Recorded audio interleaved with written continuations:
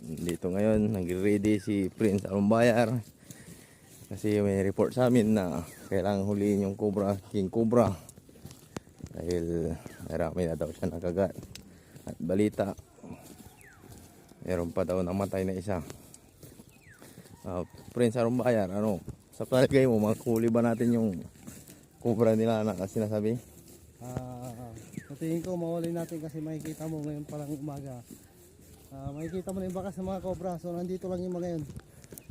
So palagay ko mga nandito eh.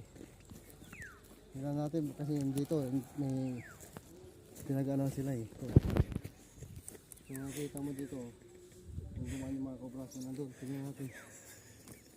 Dito, nakita na natin itong cobra. Ito Yung sako mo, yung sako. Patingin ng cobra.